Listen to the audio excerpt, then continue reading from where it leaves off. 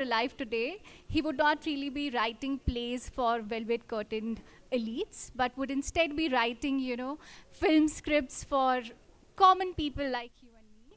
And he also believes that if Shakespeare were writing film scripts, he would choose Bollywood film scripts over Hollywood film scripts. His work actually is very seminal in contemporary times because he talks about how no culture is pure and each culture is mediated by continuous interaction, exchanges, and so on.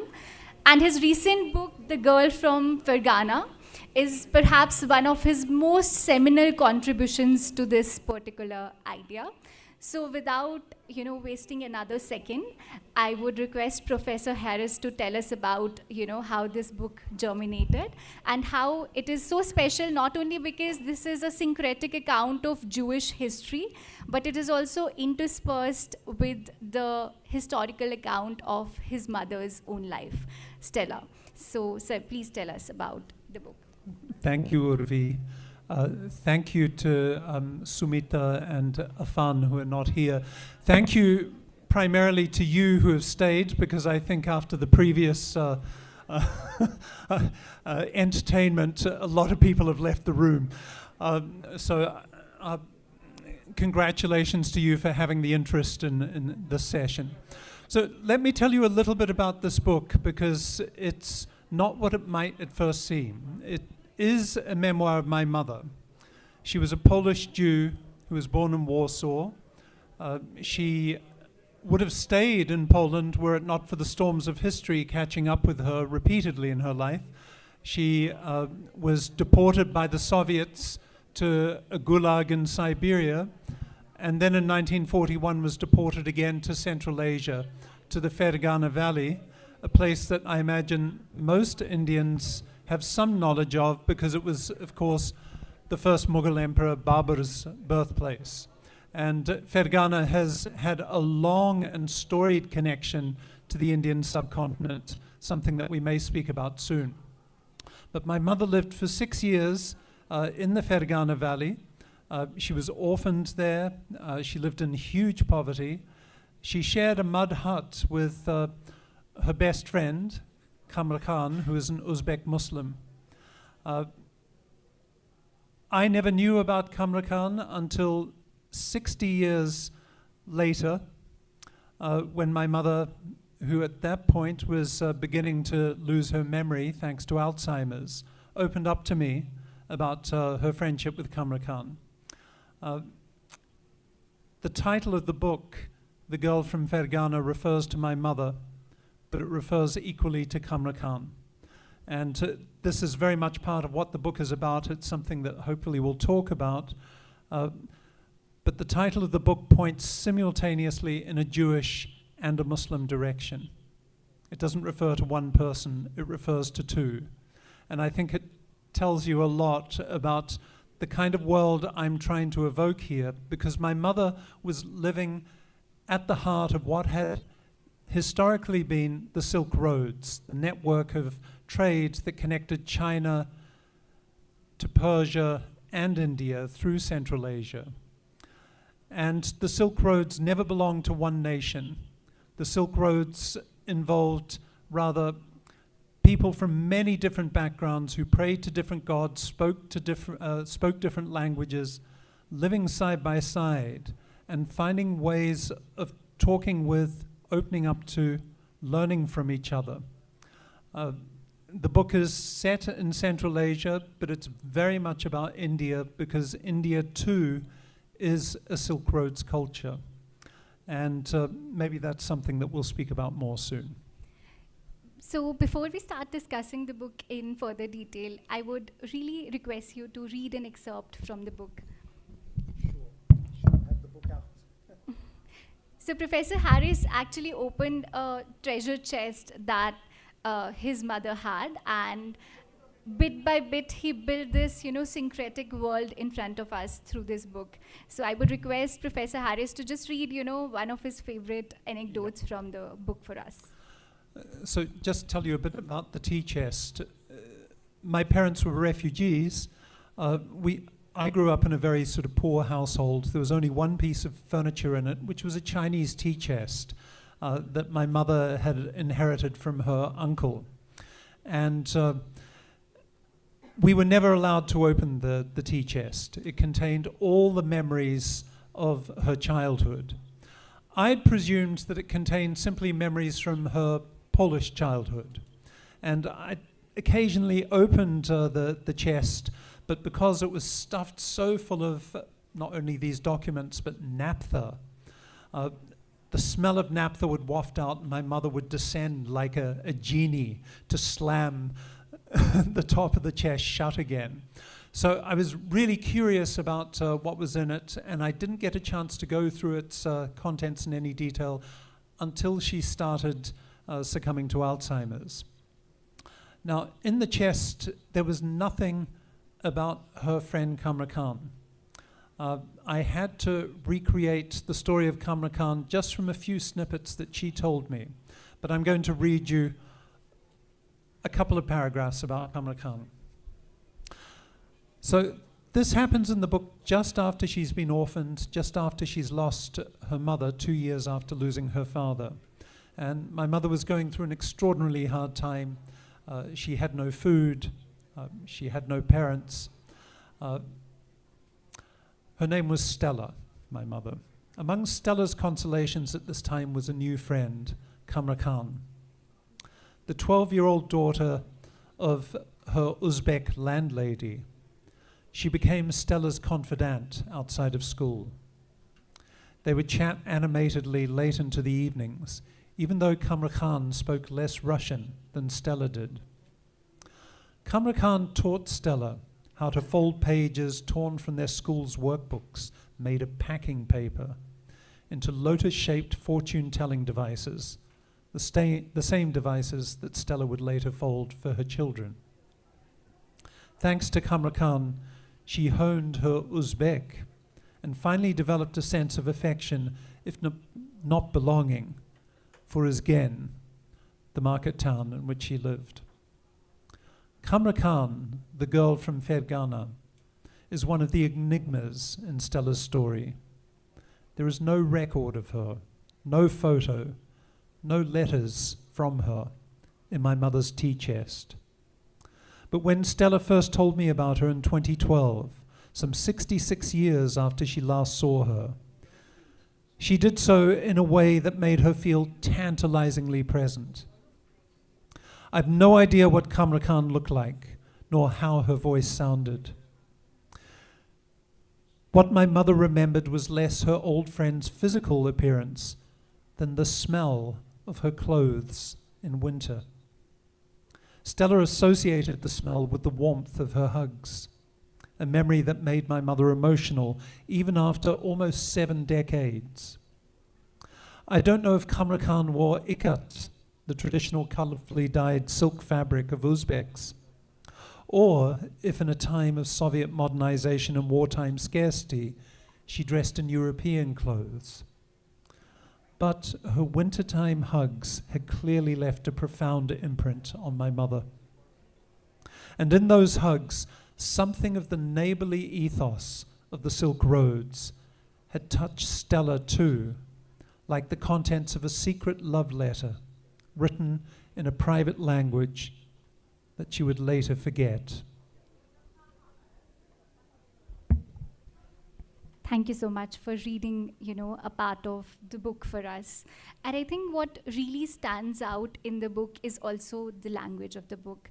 And the syncretism that we just talked about is not only prominent in the theme or the perspective with which, you tell us the narrative, but also in the language, which is as rich as the Persian bazaars that you talk about. And there's this one line that really, stuck with me when I was reading the book.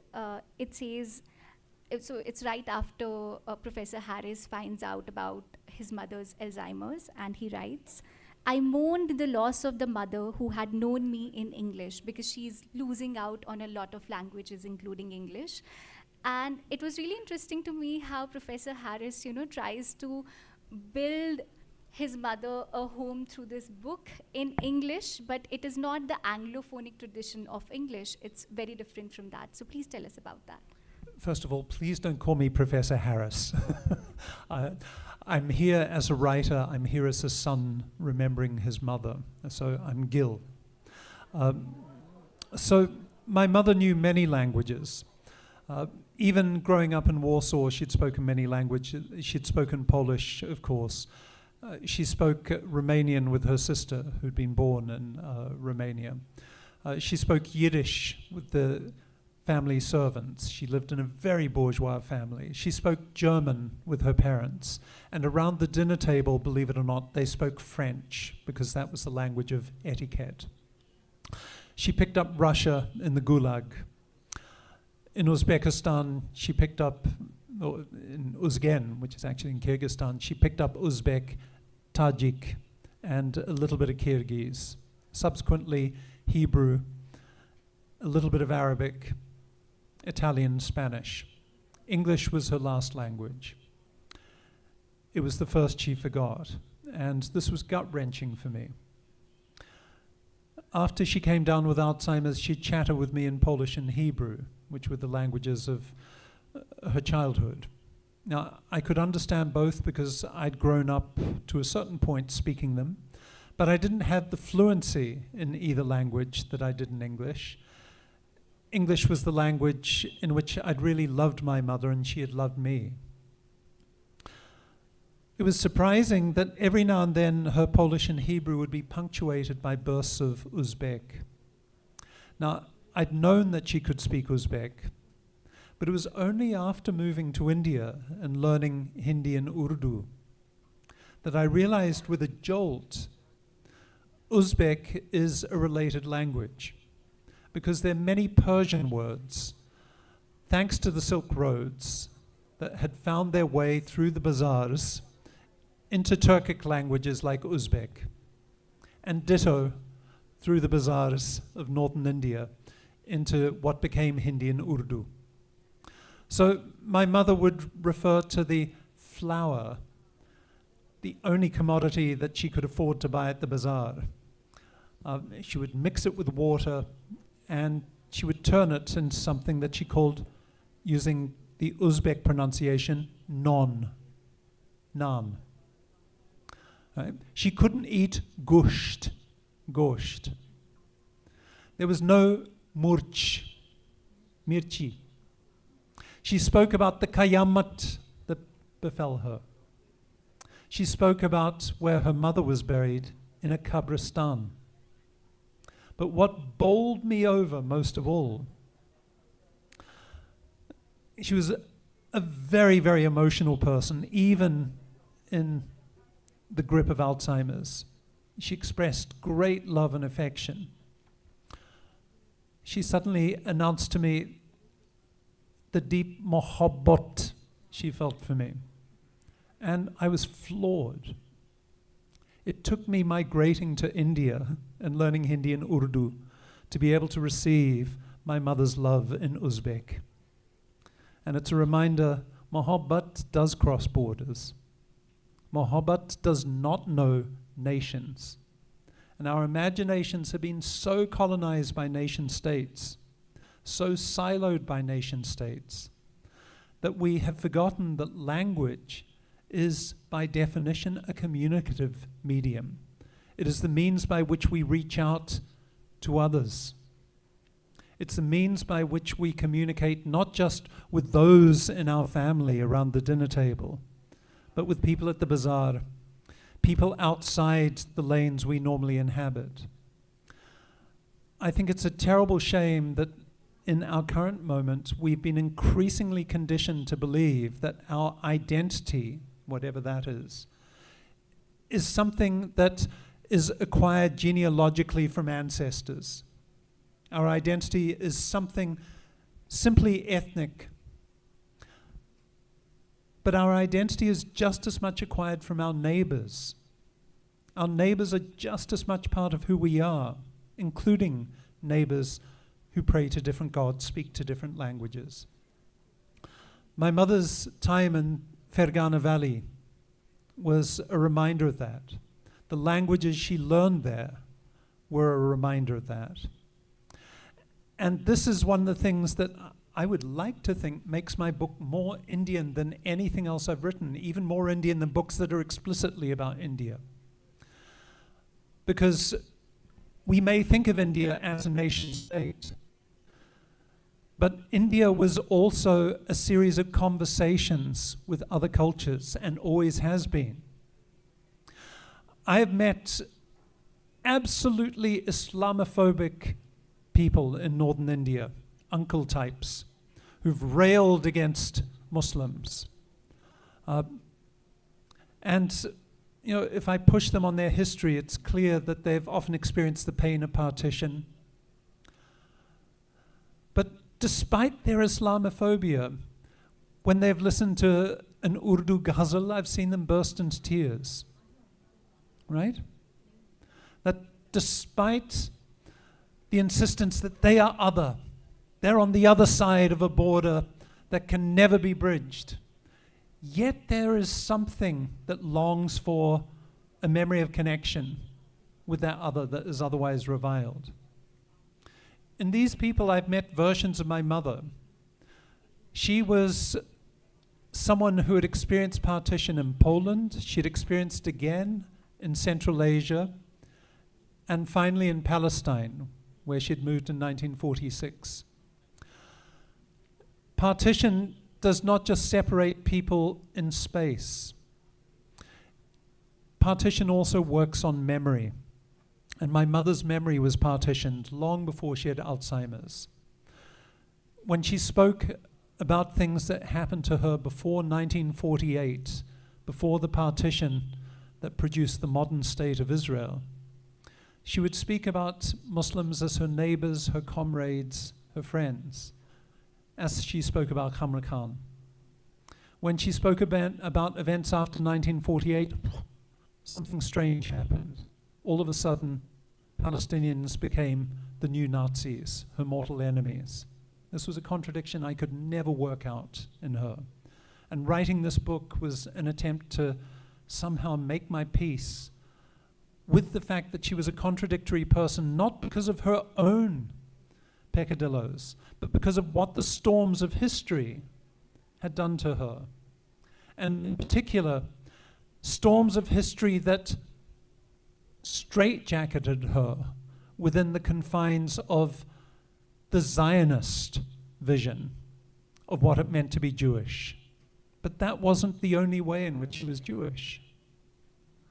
There was a part of her that remembered Jewishness as a form of conversation through trade, through neighborliness with others.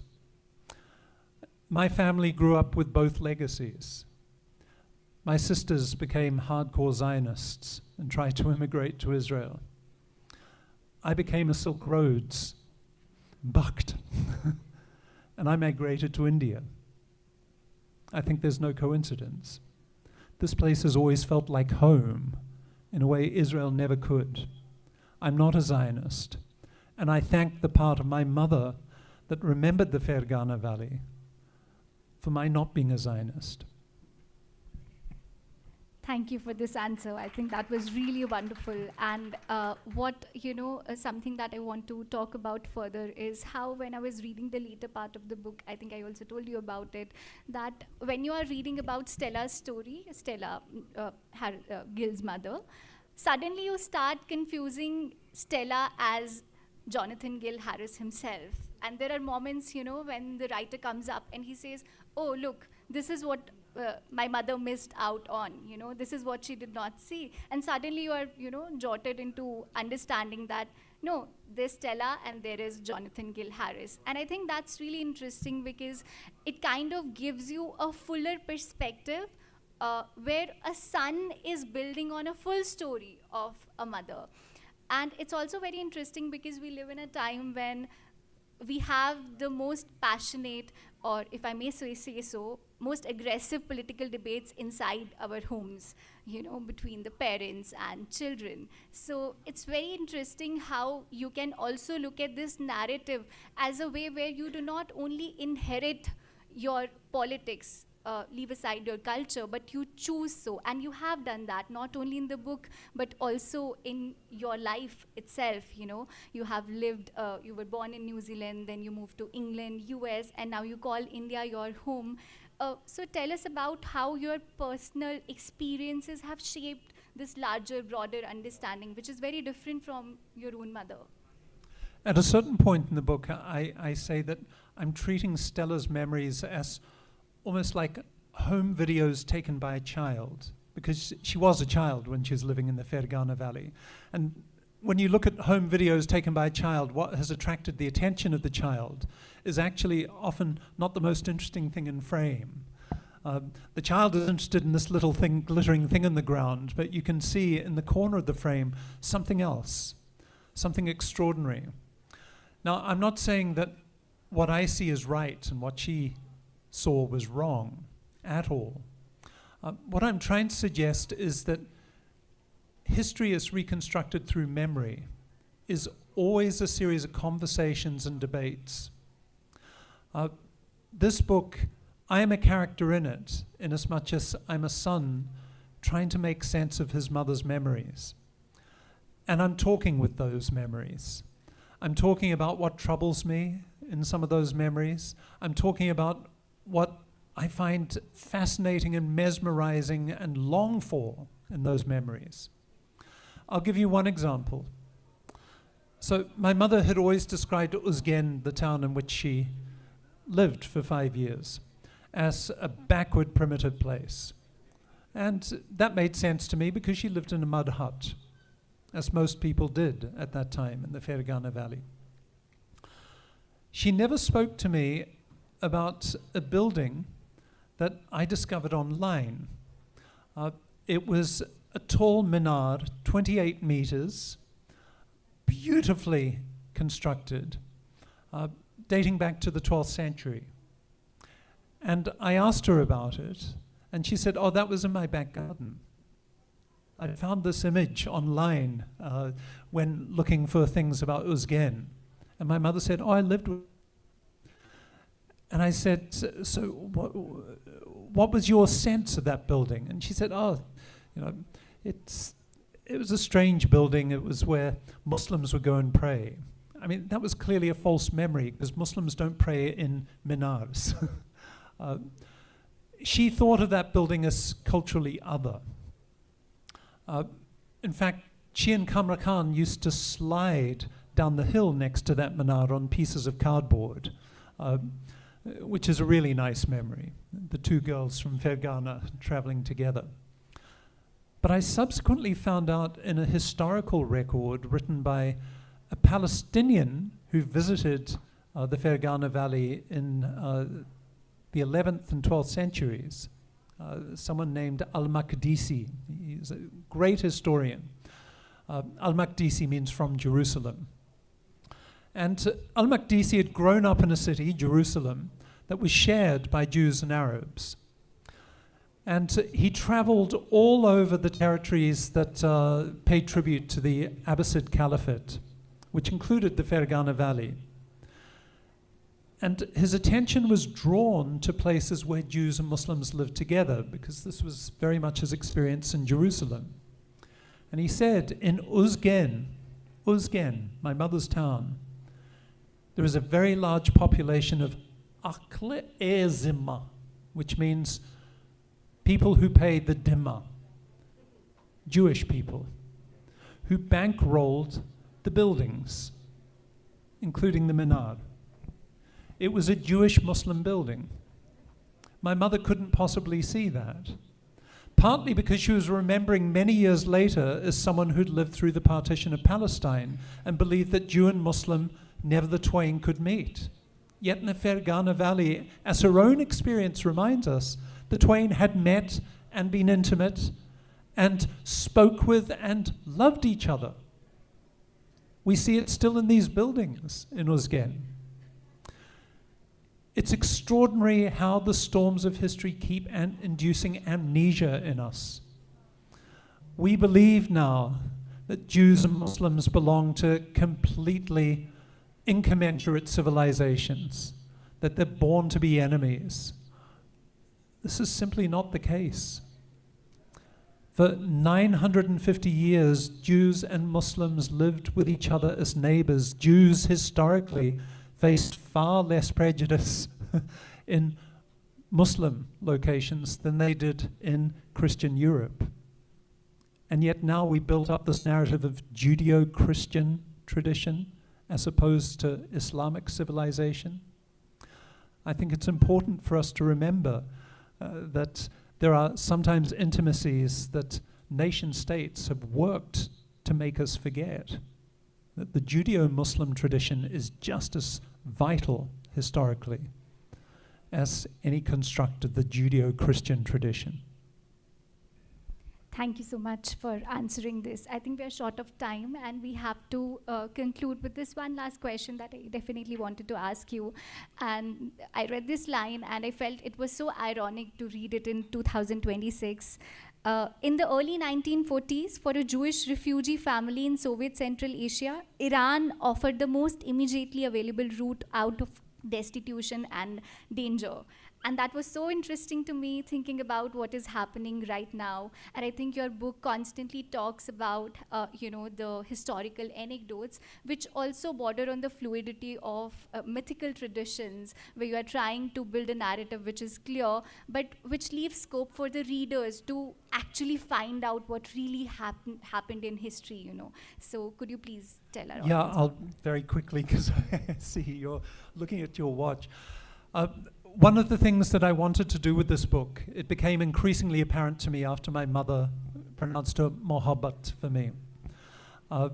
And I'd already been told by my Hindi teacher in America, who came from Lucknow but had not been back in 30 years, Mohabbat is not really a Hindi word. Don't use it.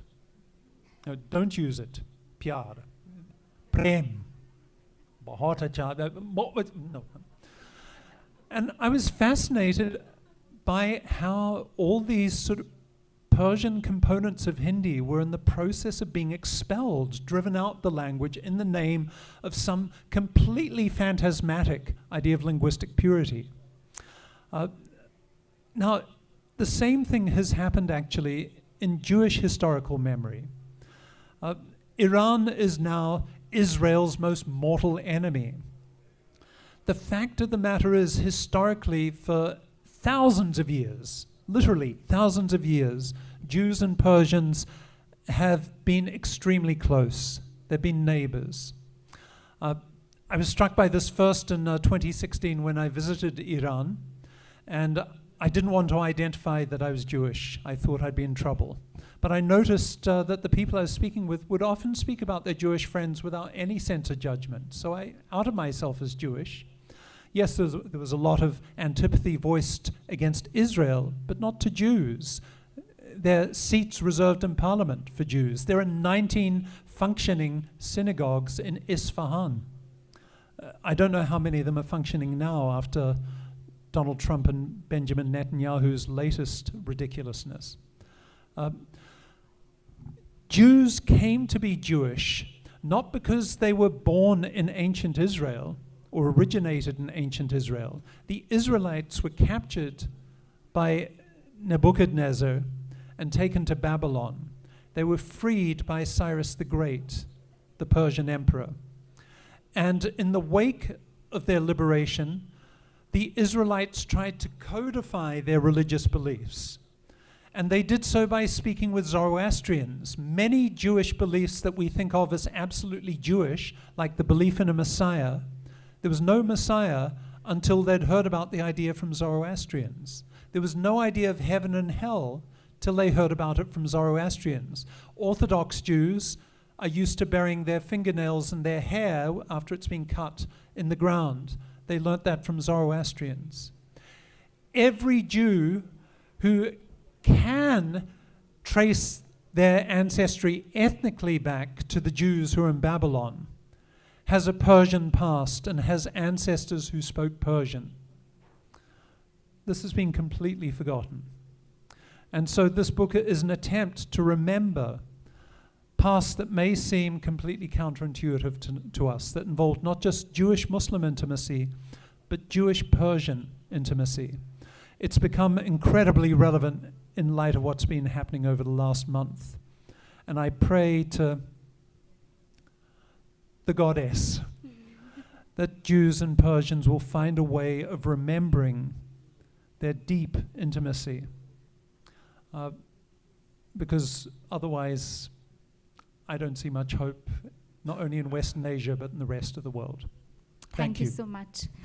I highly recommend everybody to, get this book and read it, because although the last section of this book says closing the chest, I think it can really open the chest, or rather a bosom of stories for all of us, and you can probably go home inspired, looking through your own treasure chests of your families to find your own syncretic, histories or her stories, to build on to this narrative that can really benefit not just us in this room, but the whole world. Thank you so much. Thank you. Thank you, Urvi.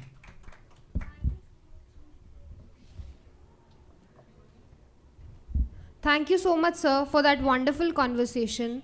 Moving on, our next session, Between Friendship and Forever. For that, I would like to request Mr. Urvi Sharma, Ms. Sonia Chauhan, and Dr.